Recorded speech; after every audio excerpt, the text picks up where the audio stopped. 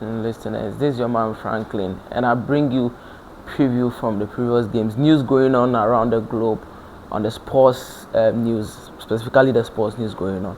Now, the race for the Premier League is currently on a heat, and I must say now City is up on the Premier League.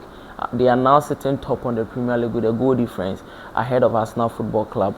Now both teams happen to have played the same game, and then as to how Arsenal can actually overcome this particular obstacle of Manchester City, Josep Guardiola's Manchester City, that we know that is a very dominant force, that when they're able to leapfrog you and then be on top of the league, it is very hard to actually overcome them. I don't actually know how Mikel Arteta is going to maneuver his way, but now their destinies aren't actually in their own hands. They would have to make sure that they win most of the rest of the games that is left in hand, and probably they would have to try their possible best to score more goals so that they can probably be the Premier League leaders coming the end of next month.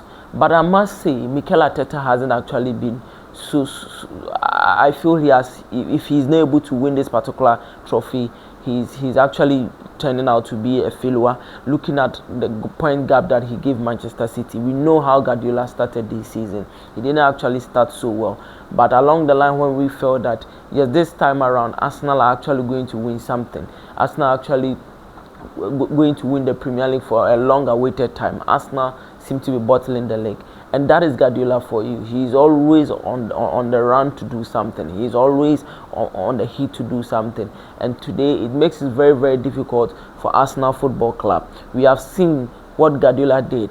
Then in tough games, in games where we knew that yes, it was actually going to be tough. We saw their last game against Burnley.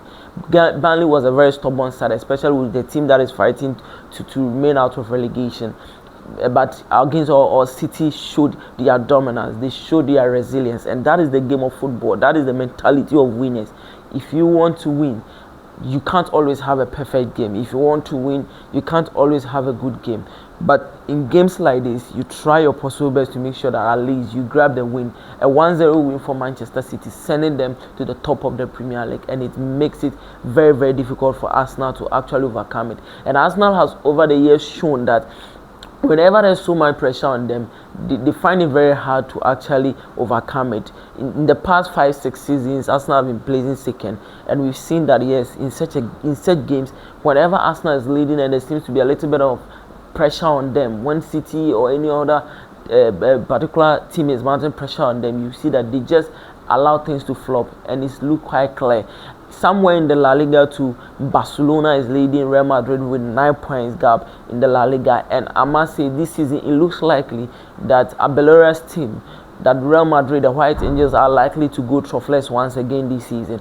And it's very hard, especially knowing Madrid being the best team on the Earth planet, knowing Madrid, the White Angels, that they always win something in a season, and with the additions of Kylian Mbappe and other players coming in, but yes, still this season they seem to find themselves going trophyless once again, because they have a game in hand with FC Barcelona.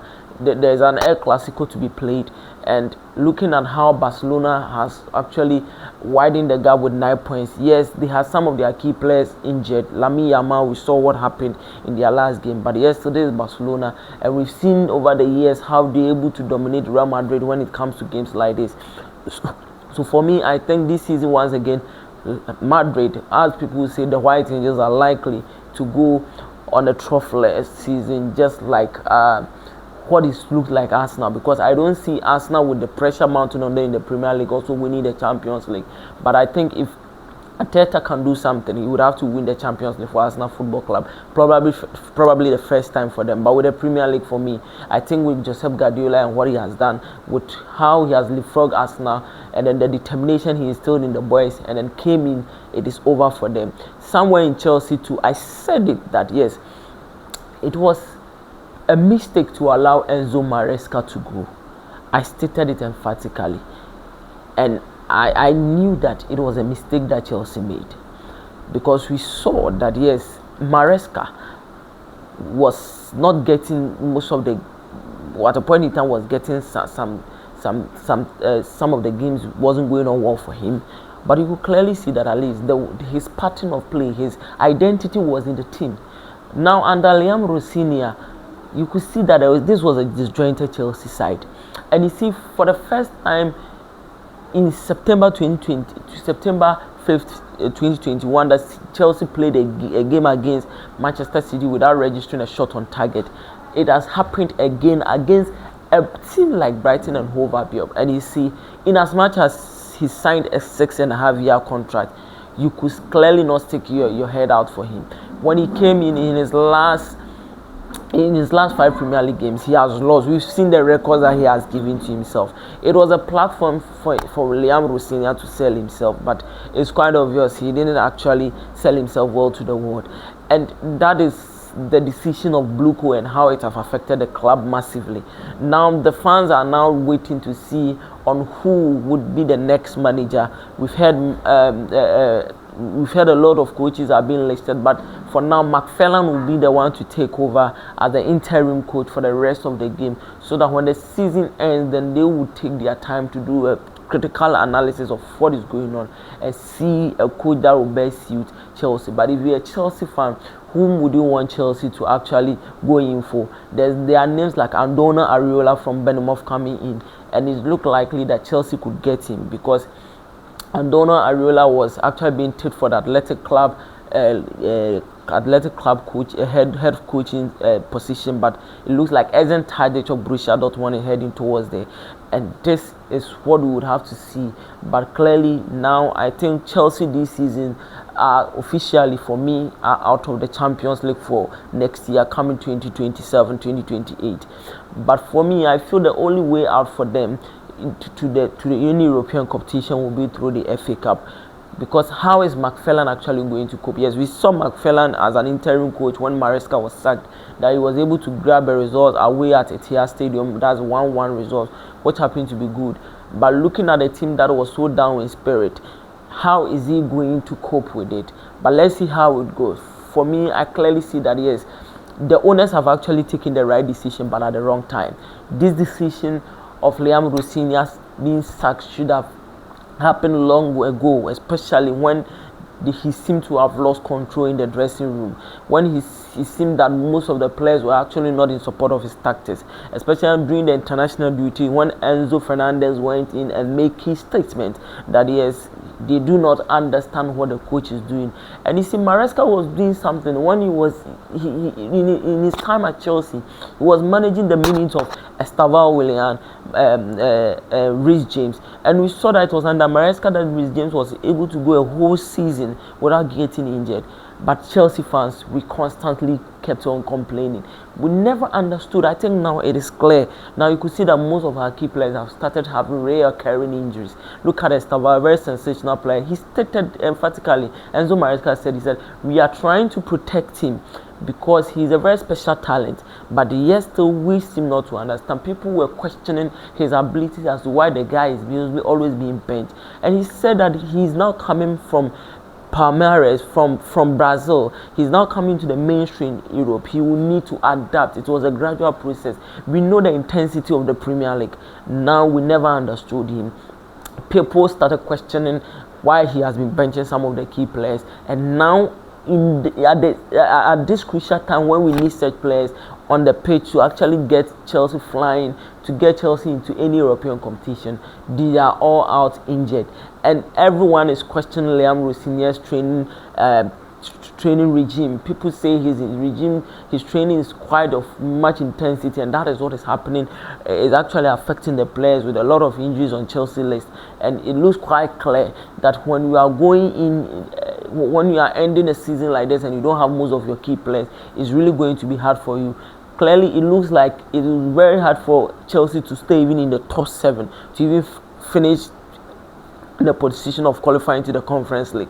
Looking at the games left in hand and looking at the players that are out injured, and I don't know how Chelsea is actually going to cope. But I'm being very sincere to all the outside world that it seems quite over for Chelsea, unless of course we're able to win the FA Cup and then probably get ourselves into the Europa League competition. And looking at how things are happening, the board now needs to be very strategic in their transfers. They have to know the club of players to bring in to complement the effort of the young ones. And you see, the team rebuilding from the scratch seems to be very wrong, because we allowed most of the experienced players to leave, and that wasn't what was a team rebuilding is being done. In team rebuilding, you need experienced players, someone to organize the defense. Thiago Silva was doing well.